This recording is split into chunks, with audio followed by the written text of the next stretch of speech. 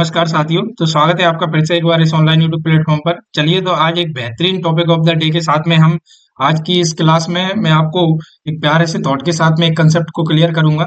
देखिए दोस्तों, तो मेहनत में वफादारी रखो, सफलता तुम्हारी ही तरफदारी करेगी। अगर आप पूर्ण ईमानदारी से मेहनत करेंगे तो निश्चित है आपको सफलता बहुत ही अच्छी रैंक के साथ में प्राप्त होगी और आपके सपनों को पूरा करेगी। तो दोस्तों, बने रहिए, आप प्रॉपर तैयारी करते रहिए कंटिन्यू। आपकी एक दिन मेहनत है जो आपको सफलता जरूरी निश्चित ही एक नए मुकाम पर पहुंचाएगी और आपके सारे सपनों को पूरा करेगी, आपके माँ बाप के सपनों को पूरा करेगी। बस आप मेहनत करते रहिए, कंटिन्यू बने रहिए आप।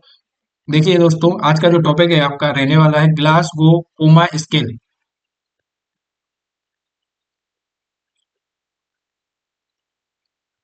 ग्लास गो कोमा स्केल यह क्या होती है, इसके बारे में हम आज जानेंगे।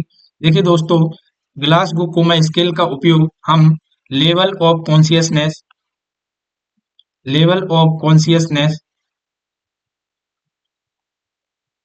Level of consciousness of patient में पता करने के लिए हम उपयोग में लेते हैं। किसी भी मरीज में, आप जब अस्पताल में काम कर रहे हो या ठीक है किसी हॉस्पिटल में हो आप, तो उस दौरान किसी भी पेशेंट के लेवल ऑफ कॉन्शियसनेस को जानने के लिए आप एक स्केल उपयोग में लेते हैं, जैसे हम ग्लासगो कोमा स्केल के नाम से जानते हैं।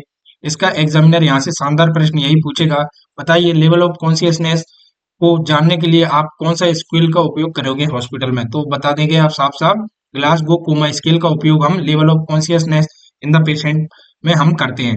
वेरी इंपॉर्टेंट है दोस्तों, ये आपको याद रखना है। इसकी जो मेन तीन इसमें मेन जो तीन पॉइंट होते हैं, एक तो होता है eye opening, verbal response, motor response. इस स्केल में हम बात करें तो मेनली 3 पॉइंट को हमने इन्वॉल्व किया है। इसको आप एक शॉर्ट ट्रिक से याद रख सकते हो, EBM। तो यहाँ से दूसरा प्रश्न ऐसे बनता है, बताइए कि ग्लासगो कोमा स्केल में कितने स्केल या कितनी चार्ट या कितनी लाइन को आप कंसीडर करते हैं, उसके आधार पर हम पेशेंट में लेवल ऑफ कॉन्शियसनेस का नंबर डिसाइड करके हम पता करते हैं कि पेशेंट कौन से स्टेज में है। ठीक है दोस्तों, देखिए तो आप इसे कैसे याद रख सकते हो, E eye opening, B verbal response, M motor response. तो मेनली ये तीन कंसीडर्ड है इसमें स्किल।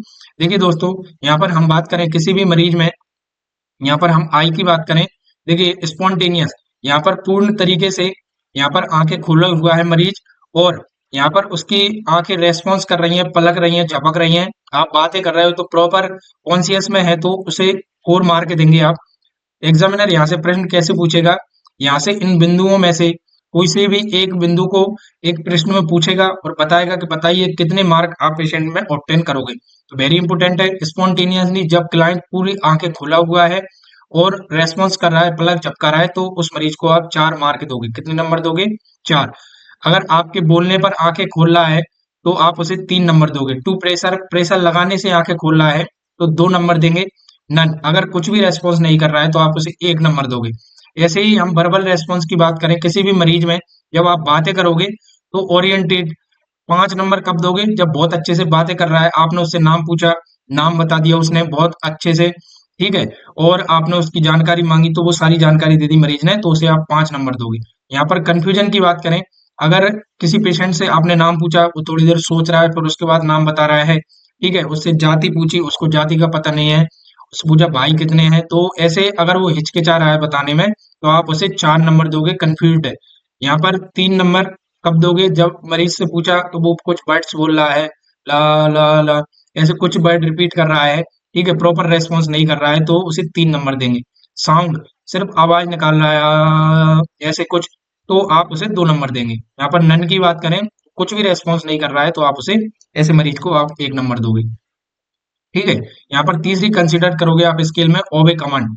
जब आपके मरीज में ऐसे कोई से ओबे कमांड, उसने कहा उंगली को मोड़ो, तो पेशेंट ने उंगली को मोड़ लिया, तो आपकी जो भी कमांड सिस्टर ने दी या नर्स ने दी मरीज को, उसने उसको फॉलो किया तो आप उसे 6 नंबर दोगे। लोकेलाइज, आप उसे प्रेशर करने के बाद 5 नंबर दोगे। नॉर्मल फ्लेक्शन 4 नंबर दोगे, अगर एबनॉर्मल फ्लेक्शन कर रहा है तो 3 नंबर दोगे। एक्सटेंशन 2 नंबर, और नन, अगर कुछ भी यहाँ पर मरीज में रेस्पॉन्स नहीं है तो आप उसे 1 नंबर दोगे। ठीक है दोस्तों, तो यहाँ से एग्जामिनर प्रश्न कैसे पूछेगा, इनमें से एक पेशेंट है जो टू साउंड साउंड निकाल रहा है, नाम लेने पर कंफ्यूज्ड है और मरीज में एक्सटेंशन उपलब्ध है। इस प्रकार से प्रश्न बनेगा तो बताइए मरीज में कितने मार्क ऑब्टेन कर रहा है। तो इस आधार पर आप लेवल ऑफ कॉन्शियसनेस का पता करोगे। देखिए दोस्तों, आप कैसे डिसाइड करोगे कि मरीज कॉन्शियस है या डिसोरिएंटेड है।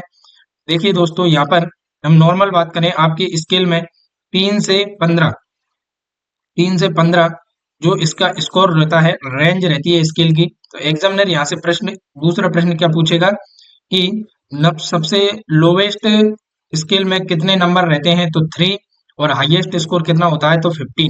तो ये आपको विशेष ध्यान रखना है। ठीक है, दो प्रश्न यहाँ से तैयार हो गए। लोवेस्ट स्कोर 3 होता है, हाईएस्ट 15 होता है।